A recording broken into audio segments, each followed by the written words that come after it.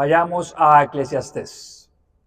Este es el libro que estamos estudiando, usted lo sabe bien. Estamos estudiando todo el texto de Eclesiastés. Eclesiastés fue escrito por Salomón y recordemos que la palabra Eclesiastés quiere decir el predicador o el que enseña. Y así se autocomprende en este momento de su vida Salomón, inspirado por el Espíritu Santo, porque recordemos que toda la palabra es inspirada por Dios. Hablamos el domingo pasado acerca del valor de la amistad, usted lo recordará bien si estuvo acá. Y terminamos diciendo que Jesús se presenta como amigo de todos aquellos que le siguen, que creen en su nombre y que se arrepienten de los pecados, de sus pecados. Por eso podemos ser amigos de Jesús. No todos pueden ser amigos de Jesús. Solo los que están dispuestos a seguirle en sus términos. Para el autor, Salomón, ahora se dispone a enseñarnos un pensamiento equilibrado. Podemos decir, bueno, Jesús es nuestro amigo y bueno, puedo tener una relación como yo quiera con él, pero no es así. Salomón se dispone a darnos un equilibrio acerca de la relación que podemos tener con Dios y lo hace a través del concepto de la adoración. Y hoy vamos a estar estudiando qué nos enseña la Biblia dentro de este contexto bíblico que es la adoración, y el título de la predicación de hoy es Acércate a Dios en adoración. Esa es la manera de acercarnos a Dios en adoración. Sí, claro, Jesús es nuestro amigo, pero no debemos olvidar que Él es Dios. Y nos debemos acercar en adoración. Yo no sé si a usted le gusta El Señor de los Anillos. No sé si ha visto esas películas. Hay un personaje que es muy curioso, que se llama Sméagol. Sméagol, también conocido como Gollum. Es probablemente una de las ilustraciones literarias más profundas de cómo la idolatría transforma a una persona. En la obra del Señor de los Anillos, el cambio no ocurre de un día para otro. Es el resultado de la contemplación y de la dependencia del anillo. Sméagol era un hobbit, una raza pequeña, según la mitología de Tolkien, el autor. Un día, mientras pescaba con su primo Dígol, se encontró el anillo en el fondo del río. En cuanto Sméagol lo vio, lo deseó tanto que estuvo dispuesto a matar a su primo Dígol. No le admiró la belleza del anillo, sino que ese anillo tenía un poder mágico y que le daba poder, posesión y satisfacción. Ese mismo día decidió tener el anillo. Es significativo que la transformación comienza antes de usar el anillo. Si usted ha visto la película y la serie de esta literatura de Tolkien, comienza con una deformación del corazón, pero después deforma todo el personaje de Sméagol. Sméagol debería tener el anillo a cualquier precio. Y entonces el anillo se convierte en su identidad. Con los años, el anillo deja de ser una posesión y entonces el anillo posee a Sméagol. Él empieza a llamarlo mi tesoro y ya no es simplemente un objeto que él se coloca. Es su seguridad, es su alegría, es su propósito. Es aquello por lo cual tiene propósito de vida. Sin el anillo no puede vivir. Y esto es lo que precisamente hace un ídolo. La transformación interior produce una transformación exterior. Tolkien describe que con el paso de los siglos, este personaje vive aislado en las montañas, deja de disfrutar la luz, se alimenta con peces crudos, pierde toda relación con los seres, habla consigo mismo y desarrolla una doble personalidad. Finalmente deja de ser reconocido como Sméagol y ahora todos lo conocen como Gollum, un nombre derivado del sonido gutural que ahora él utiliza para comunicarse. Es interesante notar que Tolkien, el autor, no presenta el cambio físico primero, sino el cambio moral y espiritual en el personaje. Y el aspecto exterior termina reflejando lo que ha ocurrido en su interior. Un autor dijo, aquello que ocupa nuestra mirada termina ocupando nuestro corazón. Y aquello que ocupa nuestro corazón termina definiendo quiénes somos, nuestra identidad. Chesterton, un teólogo del siglo XX, dijo, cuando los hombres dejan de creer en Dios, no es que no crean en nada, sino que creen en una cosa cualquiera. Y lo mismo aplica a la adoración. Cuando los hombres dejan de adorar a Dios, no es que no adoren nada, solo comienzan a adorar otra cosa. Lo que adores va a moldear a tu corazón y Dios lo sabe. Por eso, Él decidió que debemos adorarle solo a Él. La adoración es la respuesta de todo el ser hacia Dios. Mente, corazón, voluntad, acciones. Al reconocer la gracia infinita, la dignidad infinita, la santidad infinita y la gloria de Dios. Debemos adorar entendiendo a quién adoramos y debemos adorar entendiendo quiénes somos nosotros. Eso es muy importante en la adoración. Entender a quién adoramos y entender quiénes somos nosotros. Y ya lo vamos a ver más adelante. La idea principal de la adoración no es la música. La idea principal de la adoración es la sumisión a Dios. Y vamos a ver 3 puntos acerca de la adoración a Dios según el contexto de este pasaje que la Biblia nos propone esta mañana. El primero es, adora a Dios según Dios. Parece un juego de palabras, pero es importante resaltar que la adoración está hecha para Dios y según los parámetros de Dios, no está enfocada en el hombre o en lo que el hombre le parece bien o mal. Y en este verso 1, si usted ve allí su Biblia, hay 3 aspectos. Incluso cuando estaba haciendo el sermón pensé, bueno, del verso 1 podría salir todo el sermón. Pero bueno, tenemos que cumplir unos versículos más. Mira lo que dice, cuando fueres a la casa de Dios, por eso estamos hablando de adoración, cuando fueres a la casa de Dios, guarda tu pie. Y ese nos da ese primer elemento, guarda tu pie, pero después dice, acércate más para oír, ¿no? Segundo elemento, y para oír que para ofrecer el sacrificio de los necios, porque no saben que hacen mal. ¿Cuáles son los 3 elementos que nos plantea aquí el autor? Primero, el temor a Dios. El segundo, la obediencia a Dios. Y el tercero, honestidad ante Dios. Estos aspectos están en el primer punto. Si usted está tomando notas, estamos en el primer punto. Y en el primer punto hay A, B y C. Y vamos a ir con el A. Temor a Dios. Cuando fueres a la casa de Dios, guarda tu pie, nos dice el texto. Guarda tu pie. ¿Qué significa? Guarda tu pie es una expresión que comunica ten cuidado. Ten cuidado cuando vayas a adorar a Dios en su casa. No podemos confundir la amistad de hace 8 días que Dios nos ofrece con falta de reverencia.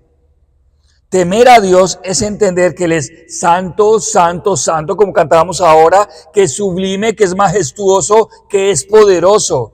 Es entender que Él es Dios y nosotros somos sus criaturas.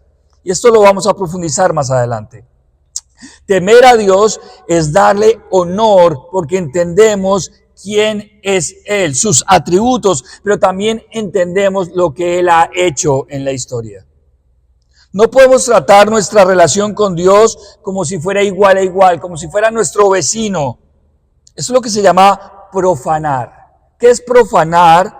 Darle un uso común a lo que es sagrado.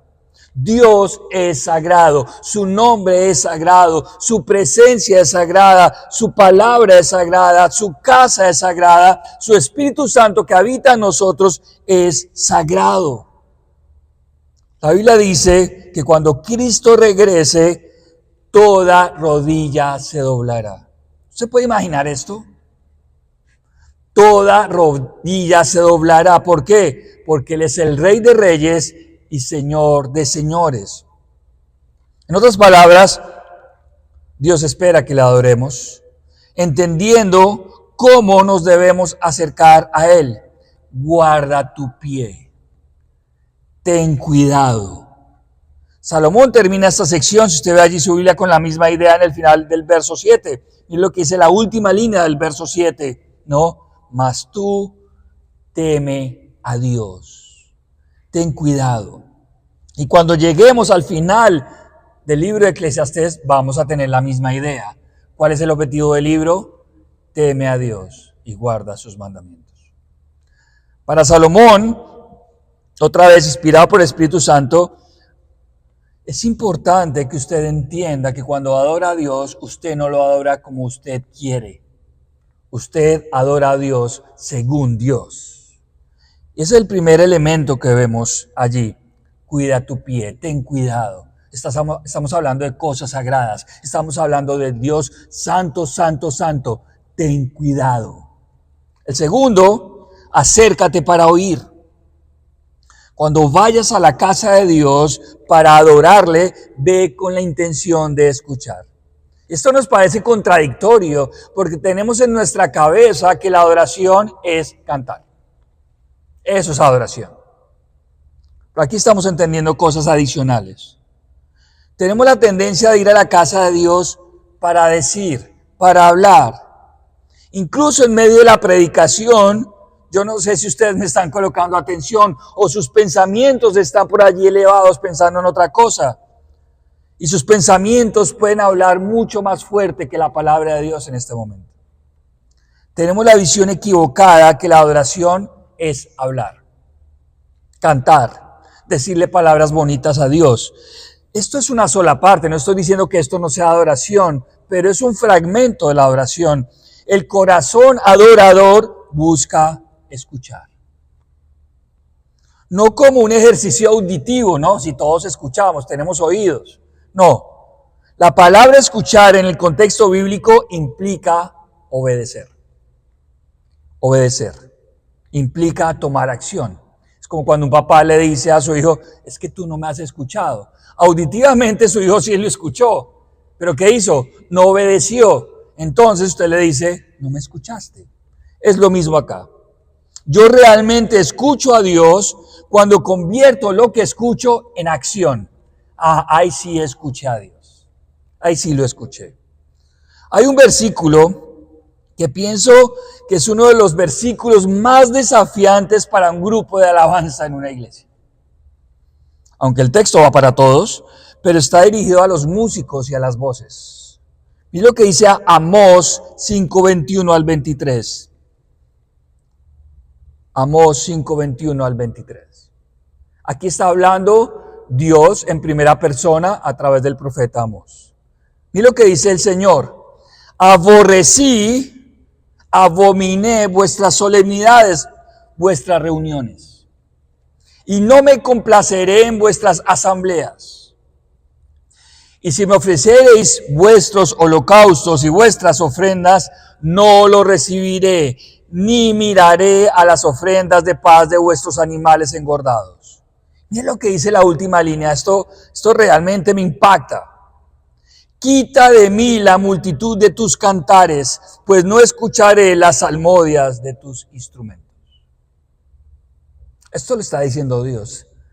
Esto es una demanda de Dios, esto es una queja de Dios. En otras palabras, Dios está diciendo, ok, ustedes se reúnen en mi nombre, me hacen ofrendas, cantan salmos, utilizan instrumentos, pero ¿sabe qué opino yo de sus reuniones?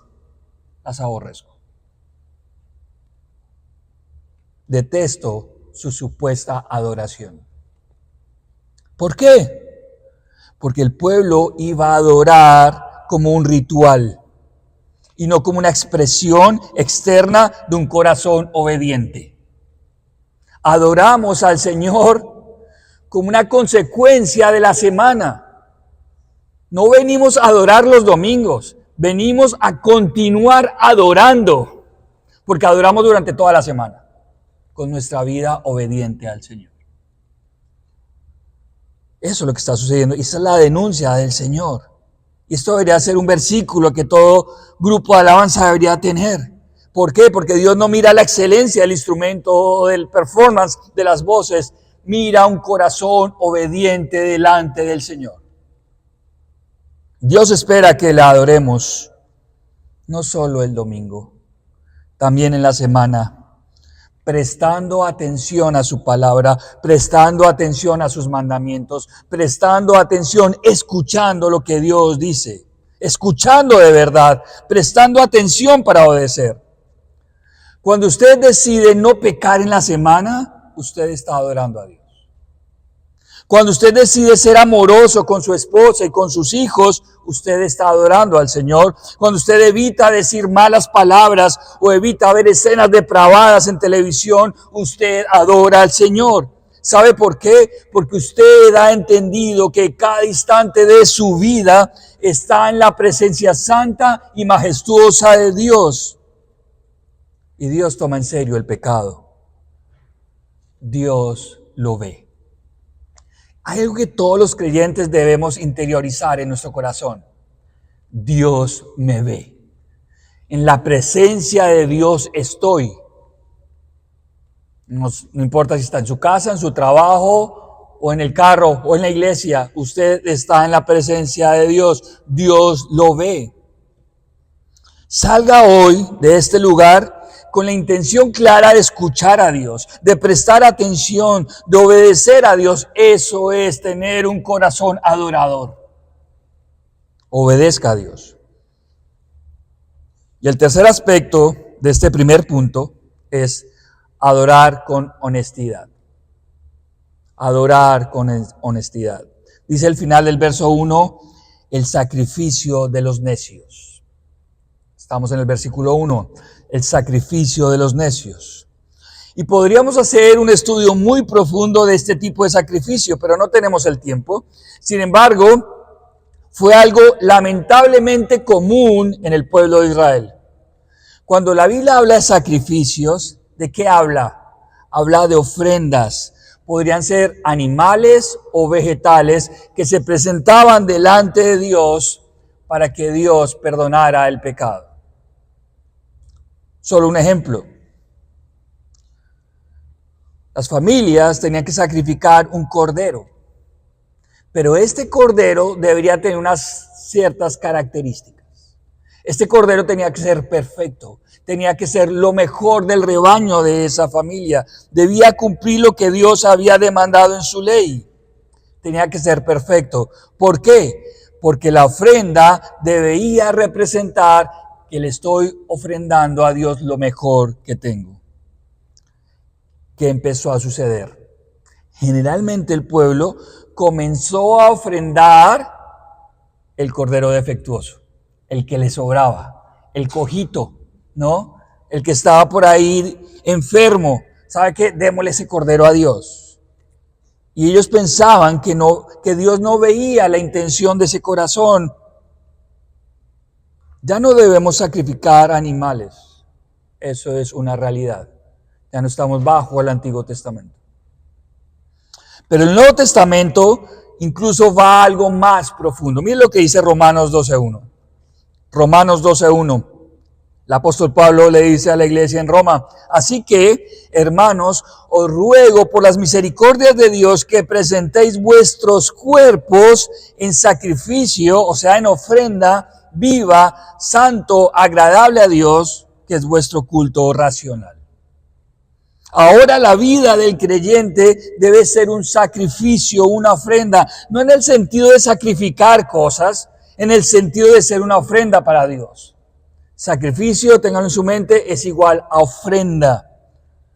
Pablo dice que nosotros debemos ser una ofrenda a Dios, una ofrenda santa que agrade a Dios, y eso es la adoración racional. Es interesante cuando usted analiza esta palabra culto racional. La palabra racional en el griego donde se escribió el Nuevo Testamento es logikos. Y logikos es donde viene la palabra lógica. Esto debería ser lógico para cada creyente. Este tipo de adoración debería ser la adoración lógica de cada creyente. Debería ser lo normal. Debería ser la conclusión de analizar la palabra de Dios y decir, sabe, mi vida es una ofrenda a Dios. Debería ser lo lógico. Dios espera adoradores que entiendan lo que están haciendo. Que cuando hacen un ritual entienden que es adoración, que cuando toman la cena del Señor o cuando van al bautismo o cuando cantan o cuando levantan las manos, no lo hacen como un ritual vacío, como los necios que se preocupan por lo externo, como los necios que llevan el cordero cojo o defectuoso o enfermo, porque creen que con eso están cumpliendo lo que Dios está demandando. No. Dios busca adoradores que realmente hayan entendido a quién adoran y que entiendan que Dios ve el corazón. Por eso debemos adorar con honestidad. Debemos adorar a Dios según los parámetros de Dios. No podemos adorar a Dios a nuestra manera. No podemos buscar a Dios a nuestra manera. Nada más contrario a la Biblia. Yo no sé si usted lo ha escuchado, esta expresión. Es muy contemporánea, ¿no? Muy común en nuestros días. Yo creo en Dios a mi manera. Nada más contrario a la Biblia. Usted no puede creer en Dios a su manera. No puede adorar a Dios a su manera. ¿Por qué? Porque Dios ya lo dejó claro aquí, cómo son las cosas. La adoración, mis amados hermanos, no es una experiencia inmersiva. No es una experiencia que usted sienta cosas acá, ¿no? Y que como que lo mueva. No, la adoración es una decisión de vida. Es una decisión de vida. Adoramos a Dios según la manera que Él nos ha dejado en su palabra. Por eso el primer punto es, adora a Dios según Dios. Con estos tres aspectos que hemos visto. El segundo punto de este sermón es, adora a Dios reconociendo tu lugar. Adora a Dios reconociendo tu lugar. ¿Qué dice el verso 2? Mire allí su Biblia. No te des prisa con tu boca, ni tu corazón se apresure a proferir palabra delante de Dios, porque Dios está en el cielo y tú sobre la tierra. El ser humano tiene una mejor visión de sí mismo de la que debería tener. Eso nos pasa a todos. Tenemos una mejor visión de nosotros mismos de lo que deberíamos tener. Salomón nos previene que no debemos hablar delante de Dios sin entender quién es Él y quiénes somos nosotros. Ya mencioné que Dios es santo, majestuoso y perfecto. Es por esta razón que voy a enfatizar en este punto en el ser humano. Quiero hacer el zoom, el énfasis en el ser humano, en los que habitamos la tierra según el texto. Hay una enseñanza clave que los reformadores retomaron cuando vino la reforma protestante. Se llama la depravación del hombre. La depravación del hombre. ¿Qué enseña esto? Enseña lo que la Biblia enseña, que la Biblia dice que todos los seres humanos, todos somos pecadores. Todos. Hay maldad en nuestra carne. Tenemos la tendencia de decidir por el mal. Recibimos salvación, mis amados hermanos, no porque hagamos buenas obras. Recibimos salvación por gracia. Y la definición de gracia es recibir algo que no merecemos. Usted no se gana la salvación. Yo no me gano la salvación. La salvación es un regalo de Dios. Y Salomón nos recuerda nuestro lugar. Somos creación de Dios. Y tenemos la tendencia de hablar de más. De abrir nuestra boca, sobre todo de nosotros mismos. Yo no sé si a usted le pasa a veces cuando usted conoce a alguien por primera vez. Y como que quiere entablar una charla. Pero toda la conversación, la persona habla de sí misma. Y usted trata de hacer conversación, bueno, y pregunta, y pregunta, y pregunta, ¿cierto? ¿Y usted qué espera en el fondo? Que le haga una pregunta a usted, ¿no? Entonces si uno pregunta, bueno, ¿y cuántos hijos tienes? No, 3, bueno, y está bien. En algún momento de la conversación usted debería preguntarle, ¿y tú cuántos hijos tienes? Pero hay conversaciones, usted lo puede notar, ¿no? Que las personas se centran en sí mismos. Y todavía hay algo adicional, que hay personas que hablan con un orgullo tremendo de lo que han logrado, de lo que han hecho. Y a veces asumimos la misma posición con Dios. Hablamos mucho, nos creemos mucho. No nos vemos tan malos, no nos vemos tan pecadores, no nos vemos tan dignos del infierno. Pero lo cierto es que Cristo tuvo que morir por nuestros pecados. Si Cristo tuvo que morir por sus pecados y por los míos en la cruz, entonces no es que fuéramos tan buenos. Si Cristo tuvo que ir a la cruz por usted y por mí, entonces este tema era muy serio para Dios. Si no entendemos nuestro lugar, si no entendemos la visión de nosotros mismos, no vamos a entender la adoración. No la vamos a entender. La adoración implica humildad, humillación. Implica que el objeto de la adoración sea más grande que yo. Eso implica la adoración. El problema del humanismo, donde el hombre es el centro, es que ha llevado al hombre al trono del universo. Ese es el gran problema para venir a Dios y adorarle con nuestra vida, nuestro orgullo. Ese es el gran problema. Si usted le comparte el evangelio a alguien, ¿cuál es el principal problema? Ni siquiera son sus pecados sexuales, no son sus pecados con el alcohol, no, ¿sabe cuál es el principal problema? El orgullo. Las personas creen que pueden vivir sin Dios. Las personas creen que pueden adorarse a sí mismas, aunque no lo digan, por encima de Dios. Ese es el gran problema de las personas, el orgullo. En el fondo seguimos pensando que yo tengo la capacidad de decidir vivir esta vida, mi vida, como yo quiera, como se me antoja. Y entonces no somos capaces de sujetarnos a Dios en humildad. Mis hermanos, Dios está en el trono. Lo único que debemos hacer es arrodillarnos ante Él, reconocer nuestra bajeza, reconocer nuestro pecado, clamar por misericordia y adorarle por tanto perdón que nos ha otorgado. Si usted recuerda la escena de Pedro, cuando se enfrenta al Señor en medio de una pesca milagrosa, Pedro no era un asesino, Pedro no era Hitler, Pedro no era Pablo Escobar, Pedro no tenía mujeres que nosotros sepamos. Y la reacción de Pedro ante Jesús, ¿cuál es? Cae de rodillas y le dice: apártate de mí, Señor Jesús, porque ciertamente soy pecador. De rodillas delante de Jesús. Esa debería ser nuestra actitud. Gracias por tanto perdón que el Señor nos ha otorgado. Adora a Dios reconociendo que Él es grande y que tú eres pequeño. Que Él es santo y que tú eres pecador. Que Él es sabio y que tú eres ignorante. Adora al Señor de esa manera.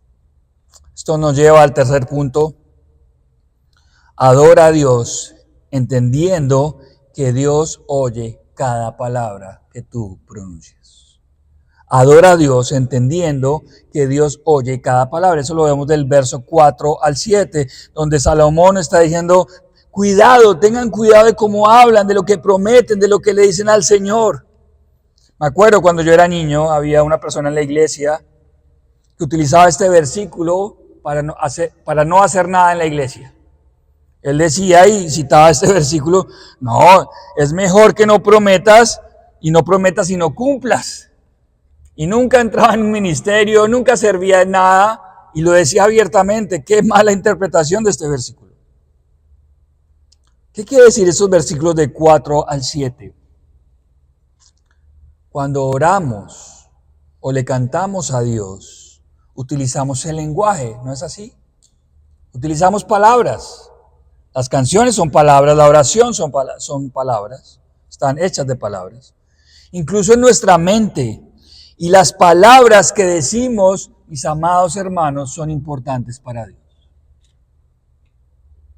A veces como padres nos pasa algo cuando nuestros hijos están pequeños. Les decimos promesas fácilmente y fácilmente las olvidamos.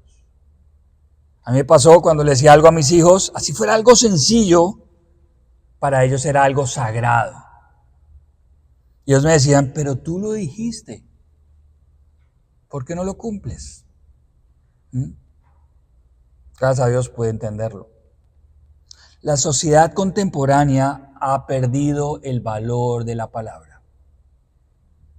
Por eso hay contratos, cláusulas de incumplimiento, demandas. Amados hermanos, los votos que hacemos delante de Dios deben tener la importancia al saber que se los estamos haciendo a Dios. Por ejemplo, el voto matrimonial. Muchos de nosotros hicimos un pacto matrimonial, no solo ante nuestra pareja, ante Dios mismo. Las palabras son importantes para Dios, los votos son importantes para Dios, las promesas que le hacemos. Pero no solo eso, en un momento especial de una ceremonia, cuando cantamos u oramos y le decimos a Dios, Dios, yo te seguiré.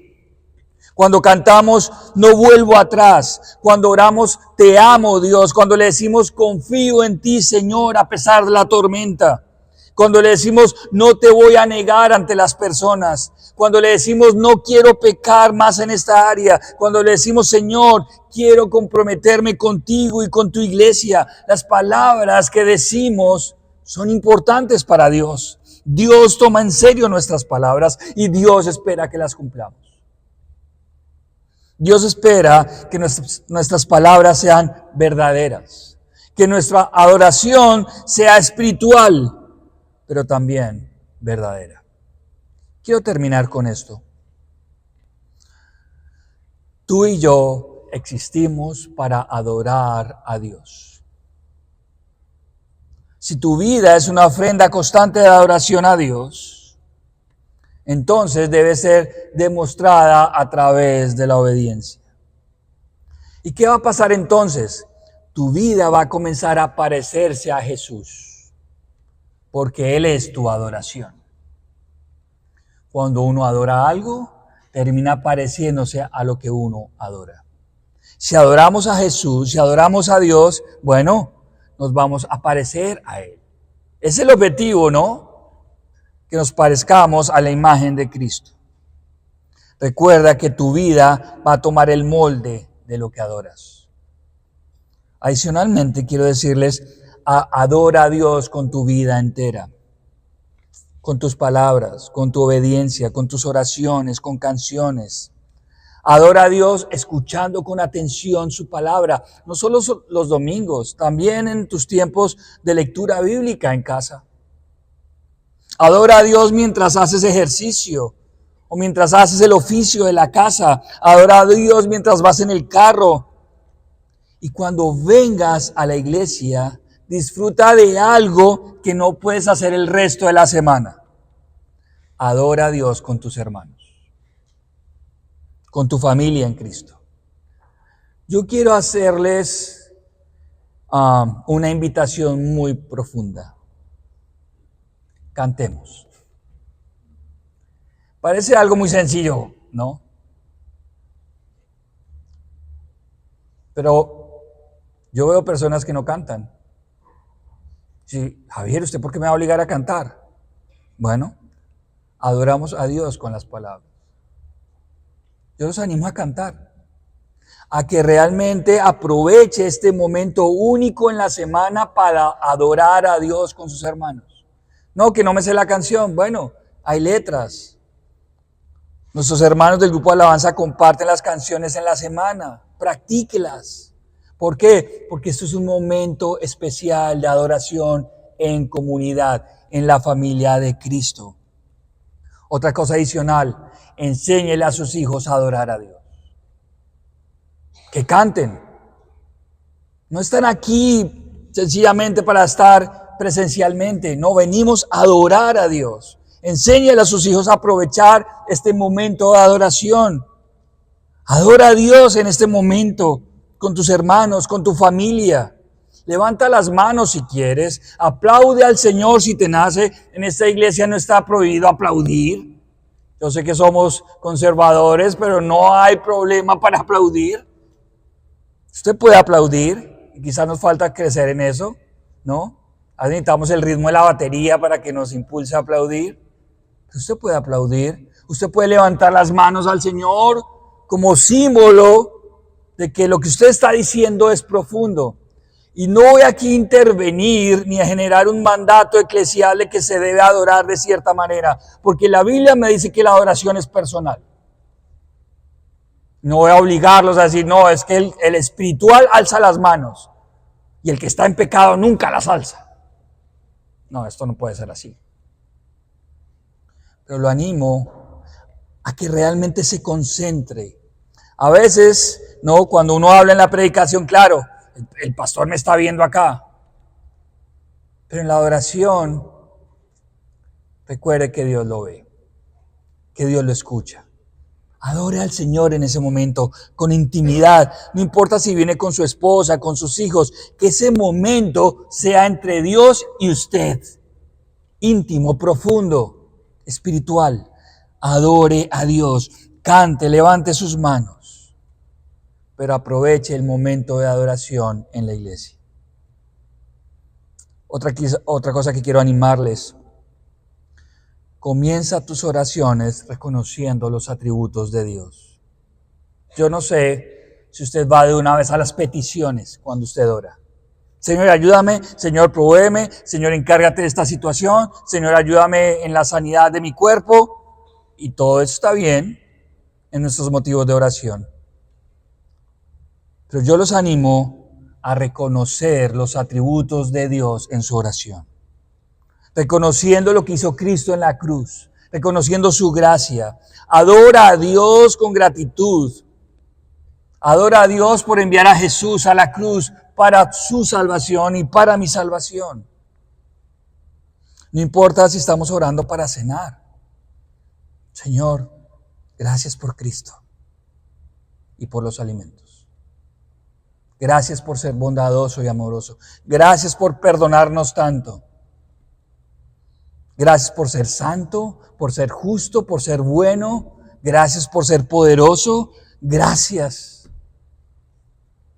Adora al Señor reconociendo quién es Él, incluso en las pequeñas oraciones que hacemos a través del día. Salomón dice, esta vida es pasajera. Eso es lo que hemos visto a lo largo del libro, vanidad de vanidades. Es pasajera, todo pasa, todo es vanidad. Pero asegúrate, nos dice Salomón, que cuando vayas a la casa de Dios, lo adores como Él espera que tú le adores. Por eso dice, cuando vayas a la casa de Dios. Todo puede ser pasajero, pero el momento de la oración debe ser profundo. Que tu vida transitoria y efímera sirva para darle la gloria a Dios en todo lo que haces. Hace poco estaba en una reunión con Pastor Spencer, decía algo que impactó mucho, algo muy sencillo pero muy significativo. Dijo, yo quiero que mi vida cuente para Dios porque solo tengo una vida. Yo quiero hacer lo mismo. No sé cuántos años me restan o me quedan, pero quiero que mi vida sea una ofrenda de adoración al Señor. Aquí en el púlpito, pero también en mi casa con mi esposa y con mis hijos. Adoremos al Dios que hizo los cielos y la tierra, al soberano, al que es grande en misericordia.